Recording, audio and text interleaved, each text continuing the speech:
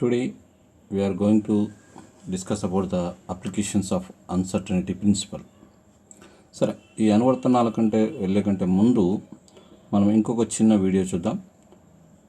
అది హైసెన్బర్గ్ అనిశ్చితత్వ నియమం గురించి. ఈ హైసెన్బర్గ్ అనిశ్చితత్వ నియమం గురించి ఆ వీడియోకి కూడా మనము ధన్యవాదాలు తెలియజేసుకోవాలి. we have to say our sincere thanks as we are using their videos to our better understand. We are thankful to those people who is uploaded this video in YouTube. Just we are using this to the better understanding for the student only. Thank you. The slit opening is a few millimeters. And if you do your homework with Heisenberg's uncertainty principle, there's no effect yet of the spreading of the light. But now I'm going to make the slit narrower. And in the beginning you're going to see some dashed lines on the left and on the right. And I would like you to ignore those dashed lines for now. It is really the center bright point that I want you to concentrate on. That center bright point. I am making the slit smaller and smaller and smaller and smaller. I hope I turned in the right direction. Did I open it? Do I go clockwise or counterclockwise? Okay. There we go. There we go.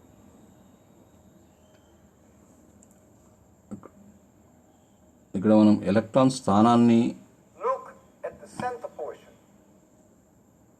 Look that the center portion is now going out in horizontal direction. You see it's getting bigger? You're seeing it's getting bigger, it's getting wider. Heisenberg is having lots of fun now. He knows this has to happen. I'm making it smaller. And I'm making it smaller. And that center part gets bigger and bigger and bigger. Forget the dashed lines, right? It's now almost 10 centimeters. I've made some calculations, and they show that if the slit opening is 5 microns, then the central portion of the light on the wall is about 10 centimeters. So the opening must be approximately 5 microns now. And yet, what you see on the wall is about 10 centimeters, which is about 20,000 times larger than the 5 micron opening of the slit. I've made some calculations. It's this wide. I hope you can see it. And that is the result of the fact that you are now limiting this light in the x direction to go through an extremely small opening, and the price you pay that the momentum of the light becomes uncertain. I can even go one step further, and I'll try to go to make the slit about 1 micron. Look at that central portion. 1 micron. I calculated if it is 1 micron, that middle part should be about 25 centimeters. 50 centimeters. That's right. It should be 50 centimeters. And I think I can reach that point, and you can still see it. This is about 50 centimeters. Don't accuse me that it is so faint. Can you imagine that any light goes through a slit which is 1 micron wide? That has nothing to do with Heisenberg. That's simply the fact that I don't let much light through. But you see now that central point is now this big. It's about 50 centimeters. 50 centimeters! Only because it's being squeezed through a 1 micron opening. That is Heisenberg's uncertainty principle. An amazing and very non-intuitive consequence of quantum mechanics. Because he derived his uncertainty principle from the equations of quantum mechanics.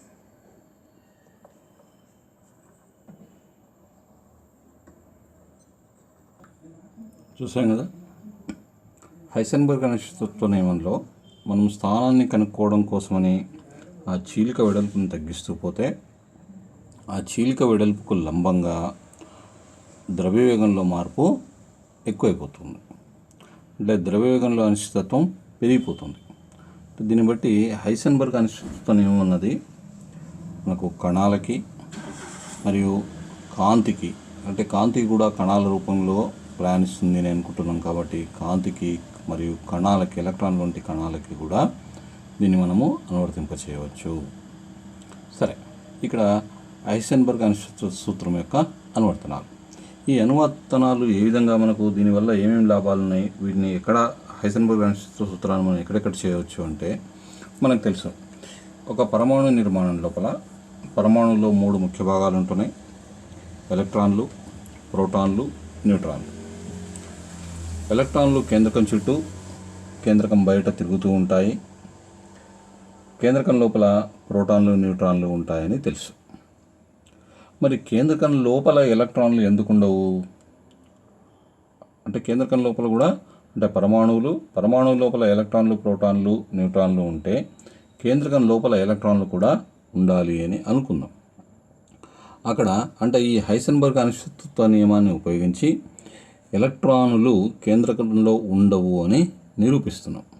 అంటే దీన్ని కూడా అంటే ఏంది, ఎలక్ట్రాన్ల కేంద్రకంలో ఉండవు అని మనం ప్రయోగపూర్వకంగా ఇంతకుముందు తెలుసుకున్నాం మనం. కానీ ఇక్కడ సిద్ధాంతపరంగా ఈ హైసెన్బర్గ్ అనిశ్చితత్వ సిద్ధాంతం పరంగా ఎలక్ట్రాన్లు కేంద్రకంలో ఉండవు అని కూడా మనం నిరూపించవచ్చు. ఎట్లా చూద్దాం. ఇప్పుడు మనకు తెలుసు కేంద్రక వ్యాసార్థము 10⁻14 మీటర్ల క్రమంలో ఉంటుంది. ఎలక్ట్రాన్ కేంద్రకంలో ఉన్నట్లయితే దాని స్థానంలో అనిశ్చితత్వం, అంటే కేంద్రకంలో ఎక్కడో ఒక దగ్గర ఉంటుంది కాబట్టి ఆ కేంద్రకం యొక్క వ్యాసమే కేంద్రకం యొక్క స్థానాన్ని కనుక్కోవడంలో అనిశ్చితత్వము. అంటే ఎక్కడో ఒక దగ్గర ఉండాలి, ఇక్కడ ఖచ్చితంగా ఉంటుంది, ఈ పాయింట్ దగ్గర ఉంటుందని చెప్పడానికి వీల్లేదు. కేంద్రకంలో ఉంటుంది, ఎక్కడో ఒక దగ్గర ఉంటుంది. అంటే ఆ కేంద్రకం యొక్క వ్యాసమే ఎలక్ట్రాన్ స్థానాన్ని నిర్దేశించడంలో అనిశ్చితత్వము. అదెంత ఉంది? 2 × 10⁻14. ఈ అనిశ్చితత్వ నియమం ప్రకారము ద్రవ్యవేగంలోని అనిశ్చితత్వము ΔP ఎంత అవుతుంది? h/2π∆x. తెలుసు కదా, ΔX × ΔP h/2π కాబట్టి ΔXని ఇటువైపు తీసుకొస్తున్నాం. ΔP h/2π × ΔX. That is equals to 5.27 × 10⁻21 kg/m/s. ఇది ద్రవ్యవేగంలో అనిశ్చితత్వము. అందువల్ల కేంద్రకంలోని ఎలక్ట్రాన్ ద్రవ్యవేగంలో అనిశ్చితత్వ పరిమాణము కనీసము 5.27 × 10⁻21 kg/m/s ఉండాలి. కానీ m ద్రవ్యరాశి కలిగి ఉన్న ఒక ఎలక్ట్రాను యొక్క గతిశక్తి T అయితే అప్పుడు T = p²/2m. అప్పుడు p² అంటే p బదులు ఎంత వచ్చింది మనకు? 5.27 × 10⁻21 కదా. p²/2m కనుక ప్రతిక్షేపించి సూక్ష్మీకరిస్తే మనకు 1.526 × 10⁻11 జౌల్స్ వచ్చింది. ఇది ఎలక్ట్రాన్ వోల్ట్లోకి కనుక మార్చుకుంటే మనము అంటే ఇది ఎలక్ట్రాన్ వోల్ట్ అంటే ఎలక్ట్రాన్ ఆవేశంతో మనం భాగించాలి దీన్ని. అంటే 95.37 × 10⁻6 ఎలక్ట్రాన్ వోల్ట్లు అయింది. అంటే 95.37 mega electron volt, million electron వోల్ట్లు అయింది. అంటే ఇప్పుడు దీన్ని బట్టి మనము ఎలక్ట్రాన్ కేంద్రకంలో ఉండాలి అని అంటే ఎలక్ట్రాన్ యొక్క గతిశక్తి 96 మెగా ఎలక్ట్రాన్ వోల్టుల క్రమంలో ఉండాలి. కానీ ప్రయోగ పరిశీలన వల్ల పరమాణువులో ఏ ఎలక్ట్రాన్కి కూడా 4 మెగా ఎలక్ట్రాన్ల వోల్ట్ల కంటే ఎక్కువ శక్తి లేదు. కాబట్టి కేంద్రకంలో ఎలక్ట్రాన్ ఉండదు అని చెప్పేసారు. అంటే కేంద్రకం చుట్టూ తిరుగుతున్నటువంటి ఎలక్ట్రానుకి 4 మెగా ఎలక్ట్రాన్ వోల్ట్ల కంటే ఏ ఎలక్ట్రాన్ కూడా 4 మెగా ఎలక్ట్రాన్ వోల్ట్ల కంటే ఎక్కువ శక్తి లేదు. ఒకవేళ కేంద్రకం లోపల ఎలక్ట్రాన్ ఉండాలి అని అంటే కేంద్రకంలో ఉన్నటువంటి ఎలక్ట్రాన్కి ఖచ్చితంగా 96 మెగా ఎలక్ట్రాన్ వోల్టుల శక్తి ఉండాలి. కానీ ఏ ఎలక్ట్రాన్కి కూడా అంత శక్తి లేదు కాబట్టి కేంద్రకంలో ఎలక్ట్రాన్ ఉండదు అని చెప్పుకోవచ్చు.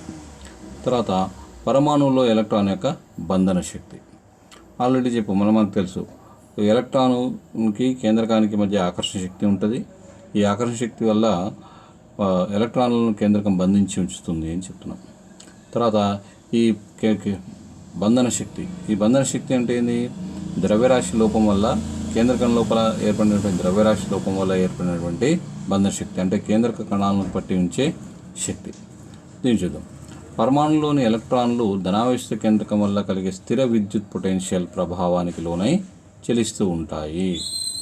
మొదటి కక్ష యొక్క వ్యాసార్థం r అయితే అనిశ్చితత్వము డెల్టా x = 2r అవుతుంది. అంటే మొదటి కక్ష లోపల ఎలక్ట్రాన్ ఎక్కడి నుంచి ఎక్కడికైనా మనం తిరగవచ్చు అనుకుంటే ఆ మొత్తం వృత్తం వెంబడి, అంటే మొత్తం గోళం ఆకారంలో ఉన్నటువంటి మొత్తం వ్యాసం వెంబడి కనుక ఎలక్ట్రాన్ స్థానాన్ని కనుక్కోవడంలో అనిశ్చితత్వము డెల్టా x = 2r అవుతుంది.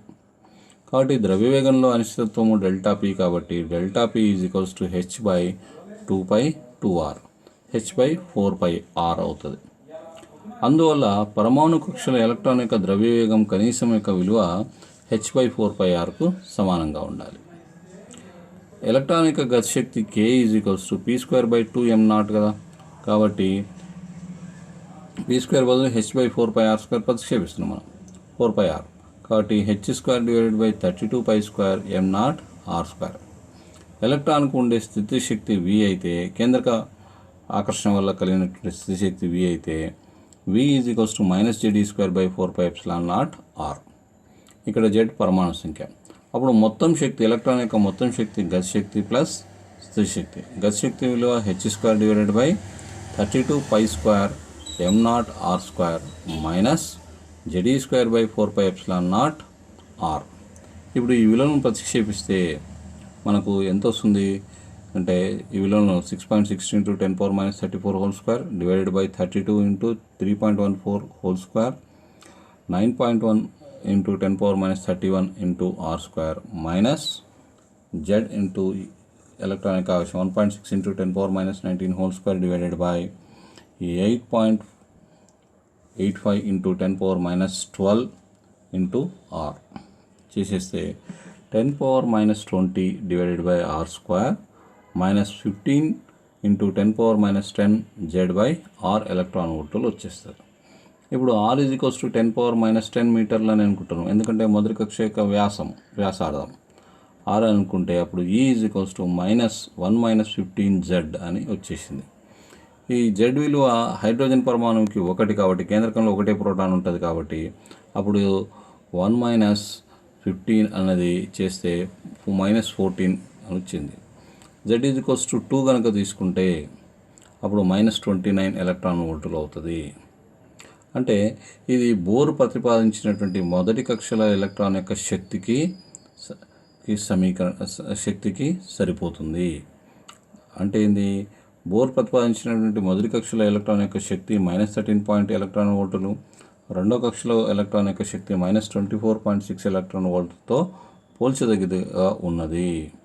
కాబట్టి దీన్ని బోర్ ప్రతిపాదించినటువంటి కక్షా సమీకరణం ద్వారా, కక్షలో ఉన్నటువంటి ఎలక్ట్రాన్ శక్తి సమీకరణాలతో మరియు హైసెన్బర్గ్ అనిశ్చితత్వ నియమం వల్ల వచ్చినటువంటి ఈ శక్తి సమీకరణాలతో పోల్చదగ్గ విలువలుగా ఉంది. కాబట్టి ఇది హైసెన్బర్గ్ అనిశ్చితత్వ నియమము కరెక్ట్ అని మనం రుజువు చేస్తున్నాం వీటి యొక్క అనువర్తనాలను ఉపయోగించి. తర్వాత నెక్స్ట్ బోర్ సంపూరక నియమం. ఏంటిది బోర్ సంపూరక నియమం అంటే, చిన్న వస్తువులకు కణ స్వభావము, తరంగ స్వభావాలను ఏకకాలంలో ఒకేసారి ఒకే ప్రయోగంలో గమనించలేము. అంటే ఏదన్నా ఒక ప్రయోగంలో తరంగ సిద్ధాంతాన్ని లేదా కణ సిద్ధాంతాన్ని ఏదో ఒకదాన్ని మాత్రమే మనం గమనించడానికి వీలవుతుంది. ఒకే ప్రయోగంలో రెండు సిద్ధాంతాలని మనం గమనించడానికి వీలు కాదు. ఒకే సమయంలో ఒకే ప్రయోగంలో మనం గమనించడానికి వీలు కాదు.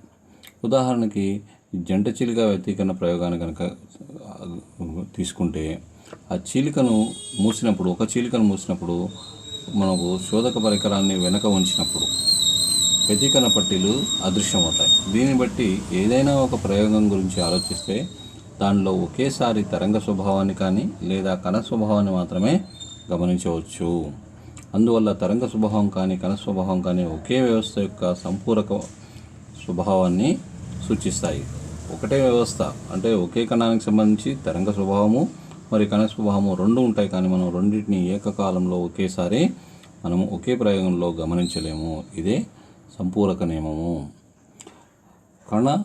తరంగ కణ ద్వంద్వత్వం సంపూరకత. చూడండి, అంటే ఇది ఇప్పుడు ఈ రెండు విషయాల్ని మనం గమనిస్తున్నాం. తరంగ స్వభావాన్ని మరియు కణ స్వభావం గురించి చెప్పుకుంటున్నాం. కృష్ణ వస్తు వికిరణము, ఫోటో విద్యుత్ ఫలితము, కాంప్టన్ ఫలితం వంటి ప్రయోగాల్లో కాంతి కణ స్వభావాన్ని నిర్దేశించాయి. ఈ కణాలనే మనం ఫోటాన్లు అని అంటున్నాం. కానీ వ్యతీకరణము, వివర్తనము వంటి ప్రయోగాలు తరంగ స్వభావాన్ని నిరూపించాయి. ఇప్పుడు వ్యతీకరణ, వివర్తనం దృగ్విషయాలను చూపే డేవిసన్ గెర్మర్ ప్రయోగము, థామ్సన్ జంట చిలుకల ప్రయోగము ఎలక్ట్రాన్ల తరంగ స్వభావాన్ని నిరూపించాయి. ఈ ప్రయోగ ఫలితాలు తక్కువ ద్రవ్యరాశి గల కణాలు కొన్నిసార్లు కణాల మాదిరిగా, కొన్నిసార్లు తరంగాల మాదిరిగా ప్రవర్తిస్తున్నాయని సూచిస్తున్నాయి. అంటే ద్రవ్యకణము తరంగ ప్రవర్తనను ప్రదర్శించవచ్చు. ఈ ద్వంద్వ స్వభావాన్ని క్వాంటం యాంత్రిక శాస్త్రంతో వివరించారు. శక్తి లేదా తీవ్రత క్వాంటీకరణను ద్రవ్యకణానికి తరంగ స్వభావాన్ని ఆపాదిస్తూ వివరించడమైనది. ఇక్కడ చూడండి, మనకు ఇక్కడ నేను ఒక ముఖ్య విషయాన్ని తెలియజేసుకుంటున్నా. ఇక్కడ నేను యాస్టీజ్గా చదవడం వల్ల మనకు ఉపయోగాలు ఉంటాయి. స్టూడెంట్ చదవాలి అనే ఉద్దేశంతో చదువుతున్నది తన ఆలోచనకు అనుగుణంగా తన ఆలోచన విధానాన్ని రేకెత్తించడం కోసమని నేను ఇది యాస్టీజ్గా ఉంచుతున్నాను ఇక్కడ. సరే, అంటే ఇది మనకు ఒకే ప్రయోగంలో మనకు కణ స్వభావము లేదా తరంగ స్వభావము ఒకటి మాత్రమే మనము గమనించడానికి వీలుంది అని చెప్తున్నాం. ఎలక్ట్రాన్లు, ప్రోటాన్లు ఎంత చిన్నటువంటి కణాలు తీసుకున్నా సరే మనము ఇవి వేగంగా వెళ్తున్నప్పుడు వాటి యొక్క కణ స్వభావాన్ని మనం పరిశీలించవచ్చు. అదే ఒక సన్నని చీలికల గుండా ప్రయాణిస్తున్నప్పుడు వాటి యొక్క తరంగ స్వభావాన్ని కూడా గమనించవచ్చు. ఈ విధంగా ఒకే కణానికి మనకు కణ స్వభావాన్ని మరియు తరంగ స్వభావాన్ని మనము ప్రయోగపూర్వకంగా నిరూపించవచ్చు. వీటిని ఎలక్ట్రాన్ జంట చిలుక ఎలక్ట్రాన్ యొక్క వివర్తన ప్రయోగంలో కానీ, యంగ్ జంట చిలుక ప్రయోగంలో కానీ మనం ఆల్రెడీ ఎలక్ట్రాన్ల విషయంలో గమనించడం జరిగింది. కానీ మనము తరంగ స్వభావాన్ని మరియు కణ స్వభావాన్ని ఒకే ప్రయోగంలో ఏకకాలంలో మనం గమనించడానికి వీలు కాదు. ఇది క్వాంటం పరిక్షేపణ గురించి, అంటే కాంప్టన్ ప్రయోగం చేసినప్పుడు కూడా ఇదే విషయాన్ని మనము అప్పుడు పరిశీలించడం జరిగింది. డేవిసన్ గెర్మర్ ప్రయోగంలో కూడా ఎలక్ట్రాన్ల యొక్క తరంగ స్వభావాన్ని పరిశీలించడం అయినది. ఇది అంటే అక్కడ మనము ఎలక్ట్రాన్ యొక్క కణ స్వభావాన్ని మనము గమనించలేకపోతున్నాం. అంటే ఏకకాలంలో రెండు కూడా ఒకేసారి మనము గమనించలేము. తర్వాత నెక్స్ట్ మనకు ష్రోడింగర్ కాలాధార సమీకరణము. ఇంతకీ ఏంటి ష్రోడింగర్ కాలాధార సమీకరణము అంటే తరంగ స్వభావం ఉంది అని చెప్పినాం కదా, అంటే కణాలకు తరంగ స్వభావం ఉంది అని చెప్పినాం. ఎప్పుడైతే ఈ కణాలకు తరంగ స్వభావం ఉందో, మరి ఇప్పుడు ఏదైనా సరే మనం తరంగానికి ఒక తరంగ సమీకరణం రాస్తున్నాం. ఎప్పుడైతే తరంగ సమీకరణం రాస్తున్నామో అదేవిధంగా కణాలతో పాటు ఉన్నటువంటి తరంగాలకి కూడా ఒక తరంగ సమీకరణం రాయాలి అన్న ఆలోచన వచ్చింది. ఇప్పుడు ఇది రెండు రకాలు: కాలంపై ఆధారపడే తరంగ సమీకరణము, కాలంపై ఆధారపడని తరంగ సమీకరణము. ఇక్కడ మొట్టమొదట time dependent Schrodinger wave equation, కాలంపై ఆధారపడే తరంగ సమీకరణం గురించి మాట్లాడుకుందాం. అంటే కణంతో పాటు ఉన్నటువంటి తరంగాలకు మనము ష్రోడింగర్ తరంగ సమీకరణాన్ని రాస్తున్నాం. ఇప్పుడు క్వాంటం యాంత్రిక శాస్త్రం లోపల ష్రోడింగర్ సమీకరణం ఒక ప్రాథమిక సమీకరణం. ఎందుకు ప్రాథమిక సమీకరణం అంటే ఈ క్వాంటం యాంత్రిక శాస్త్రమే ఒక పెద్ద మలుపు. మనకు ఈ భౌతిక శాస్త్రంలో క్వాంటం యాంత్రిక శాస్త్రం అనేది ఒక పెద్ద మలుపు. ఆ పెద్ద మలుపులో మనకు ఈ ష్రోడింగర్ తరంగ సమీకరణము చాలా చాలా చాలా ముఖ్యమైనటువంటి విభాగం. ఎందుకు అంత ముఖ్యమైనటువంటి విభాగము అంటే మనకు కణాలకి తరంగ స్వభావం ఉంది అని ఒప్పుకోవడమే ఒక గొప్ప. అట్లాంటి తరంగాలకు దీన్ని మనం ద్రవ్య తరంగాలు అని అంటున్నాం. ఈ ద్రవ్య తరంగాలకు తరంగ సమీకరణాలు ఇవ్వడం అది కూడా ఇంకా చాలా గొప్ప విషయం. అంటే దీన్ని మనం ఇక్కడ క్వాంటమ్ అంటే ఏంది, పరమాణు యొక్క సైజు, కణం యొక్క సైజు పరిమాణం తగ్గే కొద్దీ ఆ పరిమాణం తగ్గుతూ ఉన్నప్పుడు ఆ కణాలకు తరంగ స్వభావాన్ని ఆపాదించుకుంటూ వస్తున్నాం మనం. ఆ తరంగ స్వభావాన్ని ఆపాదించడమే కాకుండా ఆ కణంతో పాటు ఆ తరంగాలకి మనము సమీకరణాలు కూడా రాస్తున్నాము. దీన్నే మనము ష్రోడింగర్ తరంగ సమీకరణాల రూపంలో తెలియజేసుకుంటున్నాం. ఇప్పుడు ఇక్కడ ష్రోడింగర్ తరంగ సమీకరణాలు రాసేటప్పుడు సై అనే ఒక కొత్త గణిత ప్రమేయాన్ని తీసుకుంటున్నాం. దీన్ని సై అనేది తరంగ ప్రమేయము. అంటే ఏదైనా ఒకసారి తరంగం యొక్క స్థానభ్రంశాన్ని మనం y = a cos ωt అని రాసుకుంటాం కదా, అట్లాగే ఇక్కడ తరంగం యొక్క స్థానభ్రంశాన్ని సింపుల్గా అంటే తరంగ ప్రమేయాన్ని సై అనే దాంతోనే సూచిస్తున్నాం. ఇప్పుడు ఇది కణంతో పాటు చెలించే ఒక చరరాశి. ఈ కణం అంతరాల నిరూపకాలు XYZ ఉంటాయి కదా మనకు, కాబట్టి ఈ డి బ్రోగ్లీ తరంగ లక్షణాన్ని సూచిస్తుంది. కాబట్టి సై తరంగ ప్రమేయము అంటున్నాం. అంటే ఇది వాటి యొక్క XYZ 3 అక్షరాల పరంగా తరంగం ప్రయాణిస్తుంది. కాబట్టి 3 అక్షరాల పరంగా తరంగం ప్రయాణిస్తున్నప్పుడు సైలో మనకు XYZ అంశాలు కూడా ఉండేటట్టుగా తీసుకుంటాం మనం. చూద్దాం, ఈ తరంగ ప్రమేయము సైని మనము క్రింది విధంగా ఊహిస్తున్నాం. ఎట్లా? సై = a sin kx - ωt అని అనుకుంటున్నాం. ఇప్పుడు దీన్ని మనము x పరంగా అవకలనం చేస్తే ∂2ψ/∂x² - k² సై. డి బ్రోగ్లీ సమీకరణం ప్రకారము k² = 4π2p²/h². ఇక్కడ k ప్రసరణ స్థిరాంకము, k = 2π/λ కదా, λ h/p.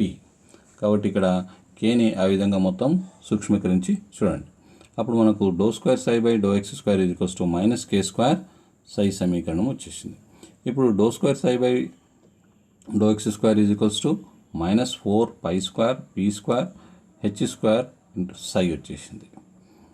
ఇక్కడ వచ్చారు చూడండి, p = h/λ, k = 2π/λ, k² = 4π2p²/h². అప్పుడు p² సై -h²/4π², ∂2ψ/∂x². ఇప్పుడు దీని కాలం పరంగా మళ్ళీ అవకలనం చేస్తున్నాం మొదటి సమీకరణాన్ని. అంటే ఇది సై = a/e⁻ikx - ωtని మనం కాలం పరంగా అవకలనం చేస్తున్నాం. చేస్తే ఏమొస్తుంది? ఇప్పుడు ∂ψ/∂t - iω సై వచ్చేసింది. అప్పుడు e = hν, ω = 2πν.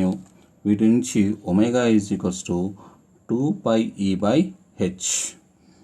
అంటే ν e/h పడుతుంది, అంటే 2πe/h రాస్తున్నాం. 2πe/h. ∂ψ/∂t - 2πei/h సై. ఇప్పుడు కణం మొత్తం శక్తి E విలువ స్థితిశక్తి V, మొత్తం శక్తి E, స్థితిశక్తి V, గతిశక్తి p²/2m మొత్తానికి సమానం అవుతుంది.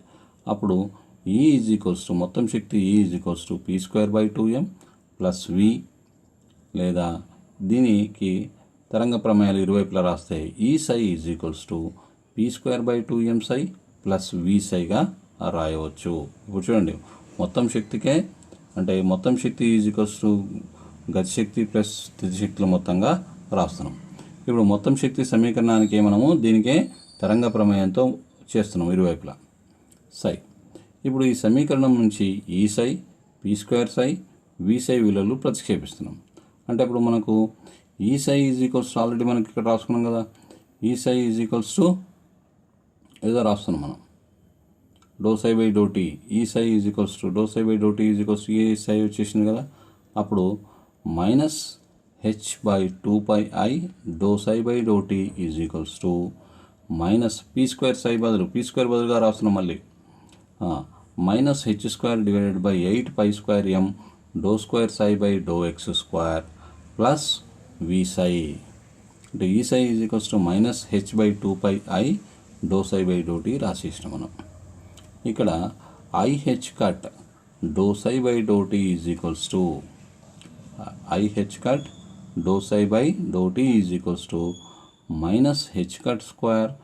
-h²/2m ∂2ψ/∂x² + V సై.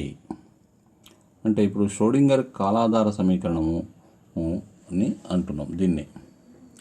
ఇది త్రిమితీయంగా రాస్తే, అంటే ఇది 3 అక్షరాల పరంగా రాస్తే ఈ ష్రోడింగర్ కాలాధార సమీకరణం, time dependent Schrodinger wave equation, IH cut ∂ψ/∂t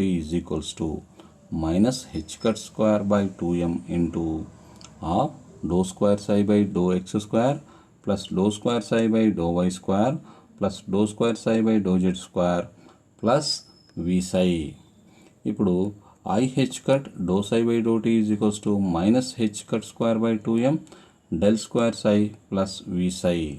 already మనకు డెల్ స్క్వేర్ అనేది ఒక ప్రమేయం, కారకం, పరిక్రియ, ఆపరేటర్ అంటున్నాం. Del square is equals to do square by do X square plus doh square by doh y square plus doh square by doh z square. అప్పుడు మనకు ఈ సమీకరణం IH cut do psi by do tea is equals to minus H cut square by 2m del square plus V of psi. ఇప్పుడు E psi is equals to H psi అని రాస్తున్నాం. ఇక్కడ H is equals to H cut square by 2m del square plus విని Hamiltonian ఆపరేటర్గా తీసుకుంటున్నాము. ఇక్కడ E is equals to I H cut do by do T, ఇది శక్తి ఆపరేటర్గా తీసుకుంటున్నాము. అంటే ఇప్పుడు హ్యామిల్టోనియన్ ఆపరేటర్ అన్నది ఒక శక్తి సమీకరణాన్ని సూచిస్తుంది. ఇక్కడ తరంగ ప్రమేయము సై అంతరాళం XYZ కాలము టీ నిరూపకాల ప్రమేయంగా ఉంటుంది. దీన్ని మనము XYZ ఆఫ్ టీ లేదా సై ఆఫ్ RTతో సూచిస్తాము. కణచలనంపై ఏదైనా ఒక నియంత్రణ ఉన్నట్లయితే పొటెన్షియల్ ప్రభావము అవుతుంది. ఒకసారి V తెలిసిందంటే సై కోసం ష్రోడింగర్ సమీకరణాన్ని సాధించవచ్చు. అంటే ఇక్కడ సింపుల్గా చెప్పాలంటే మనకు పొటెన్షియల్ విలువ, స్థితి శక్తి యొక్క విలువ కనుక తెలిస్తే మనము గతి శక్తి విలువను, మొత్తం శక్తి విలువను కూడా లెక్కించవచ్చు. ఎందుకంటే మనకు సై సమీకరణం ఉంది, మనకు ఈ ష్రోడింగర్ కాలాధార సమీకరణం ఉంది కదా. E psi is equals to H psi సమీకరణం నుంచి మనము ఆ కణం యొక్క మొత్తం శక్తిని లెక్కగట్టవచ్చు. అంతరాళంలో అది ఏ నిరూపకాలని, వాటి యొక్క శక్తులను మనము లెక్కగట్టవచ్చు. అది కాలంపై ష్రోడింగర్ కాలాధార ష్రోడింగర్ తరంగ సమీకరణము. ఈ కాలాధార ష్రోడింగర్ తరంగ సమీకరణం ఏంది?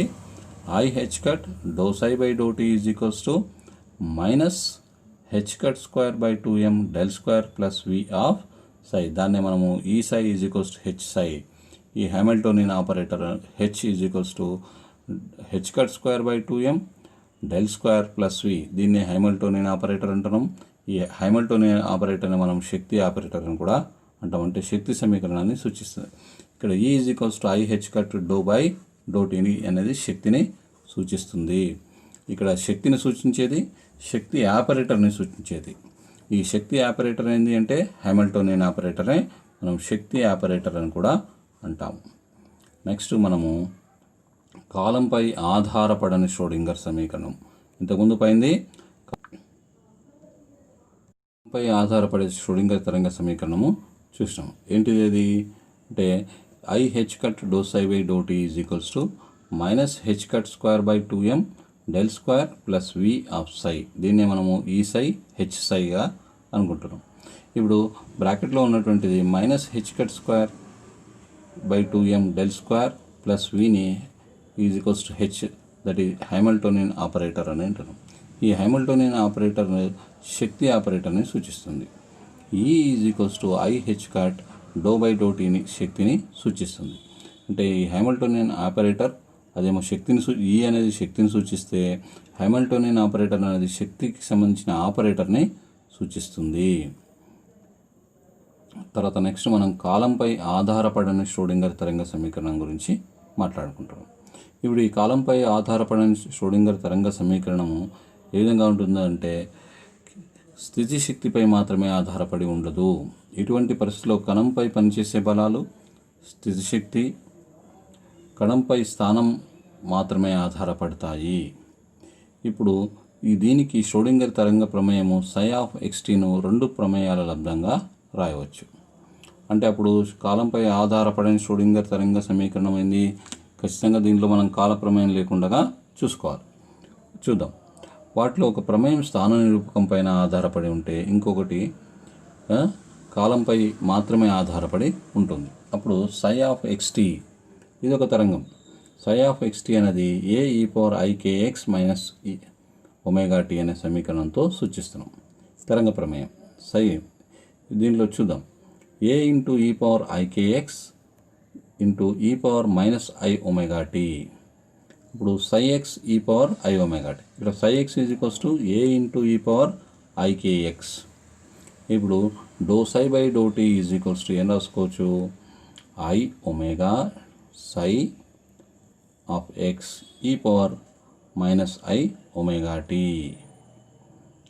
అని రాస్తున్నాం. అంటే ఇది కాలం పరంగా అవకలనం చేస్తే మనకు minus I omega psi X 5x e power I omega t.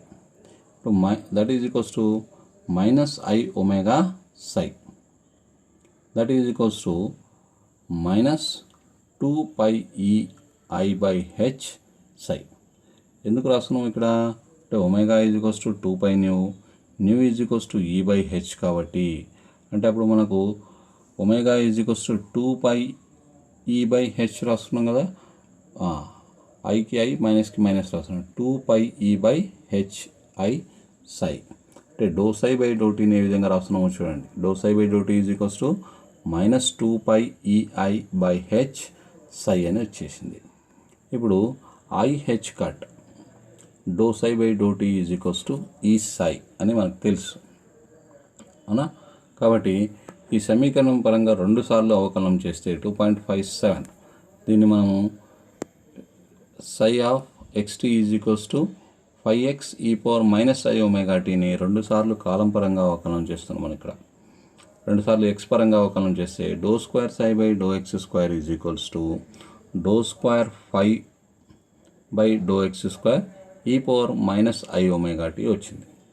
ఈ విలువల్ని ష్రోడింగర్ కాలాధార సమీకరణము పైన లోపల ప్రతిక్షేపిస్తే I H cut do psi by do tea is equals to minus H cut square by 2m doe square psi by do X square plus V సై.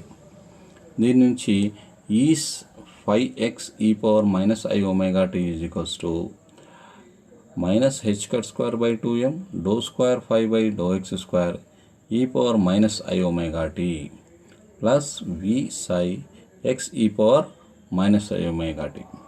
ఇరువైపులా E power minus I omega టీతో భాగించి అమరిస్తే doe square psi by doe 5x by do X square plus 2m by H cut square E minus V of psi X is equals to 0.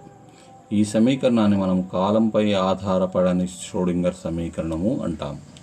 అయితే ఫైకి బదులుగా సై రాయడం అనేది ఒక ఆచారంగా ఉంది కాబట్టి ఇక్కడ సైకి బదులుగా సై అనే ప్రమేయాన్ని రాస్తున్నాం. అప్పుడు doe square psi X by do X square plus 2m by H cut square E minus V psi X is equals to 0. దీన్నే త్రిమితీయంగా కనుక రాస్తే del square psi are plus 2m by H cut square E minus V psi R. ఇప్పుడు స్వేచ్ఛాకణానికి v is equals to 0 ఎందుకంటే స్వేచ్ఛాకణం పైన స్థితిశక్తి ఉండదు కాబట్టి స్వేచ్ఛాకణానికి v ఈజ్ ఈక్వల్స్ టు 0 కాబట్టి అప్పుడు ష్రోడింగర్ సమీకరణము del square psi are plus 2m by H cut square E psi r is equals to 0. దీన్నే స్వేచ్ఛాకణం ష్రోడింగర్ సమీకరణము అంటాము. అప్పుడు ష్రోడింగర్ యొక్క సమీకరణము del square psi is equals to minus 2m by H cut square E minus V of psi అవుతుంది. Del square psi minus 2m by H cut square E psi plus 2m by H cut square V psi. అప్పుడు minus H cut square by 2m del square psi is equals to E psi minus V psi. ఇప్పుడు minus H cut square by 2m del square plus V of Sye is equals to E సై. దీన్ని H Sye is equals to E సై. ఇక్కడ H అనేది వ్యవస్థ యొక్క మొత్తం శక్తికి సంబంధించిన operator. దీన్నే మనము హ్యామిల్టోనియన్ ఆపరేటర్ అని అంటున్నాం. అంటే ఈ హ్యామిల్టోనియన్ ఆపరేటర్ అన్నది చేస్తే సై తరంగ ప్రమేయం పైన ఈ హ్యామిల్టోనియన్ ఆపరేటర్ కనుక చేస్తే మనకు వచ్చేది ఏంటి అంటే శక్తి సంబంధించిన విషయం వస్తుంది. అంటే ఇక్కడ ఇచ్చిన వ్యవస్థకు హ్యామిల్టోనియన్ ఆపరేటర్ అనేది మొత్తం శక్తికి సమానంగా ఉంటుంది. ఇదే కాలంపై ఆధారపడని ష్రోడింగర్ తరంగ సమీకరణము. ఈ ష్రోడింగర్ తరంగ సమీకరణము చాలా చాలా ఇంపార్టెంట్. ఎందుకంటున్నాము అంటే ఈ తరంగ ప్రమేయం అంటే కణంతో పాటుగా ఉన్నటువంటి తరంగాలకు తరంగ ప్రమేయాన్ని రాస్తున్నాం. ఆ కణం యొక్క గతిశక్తిని లెక్కలోకి తీసుకుంటున్నాం. ఆ కణం యొక్క స్థితిశక్తి కూడా లెక్కలోకి తీసుకొని ఆ తరంగ ని కూడా లెక్కలోకి తీసుకొని, అంటే కణానికి సంబంధించి అన్ని రకాలుగా శక్తులు ఏ విధంగా ఉంటాయి, స్థితిశక్తి ఎంత ఉంటుంది, గతిశక్తి ఎంత ఉంటుంది, ఒకవేళ తరంగ రూపంలో ఉంటే తరంగం యొక్క శక్తి ఎట్లా ఉంటుంది, ఇవన్నిటిని కూడా మనము ఇక్కడ తీసుకుని మనం ఈ ష్రోడింగర్ తరంగ సమీకరణాన్ని రాస్తున్నాం. కాబట్టి ఇది చాలా ఒక విప్లవాత్మకమైనటువంటి మార్పుగా ఉంది. తర్వాత ఈ ష్రోడింగర్ తరంగ సమీకరణాన్ని ఉపయోగించి హరాత్మక డోలకం భూస్థాయి యొక్క శక్తిని ఏ విధంగా అంచనా వేస్తామో నెక్స్ట్ క్లాస్లో చూద్దాం.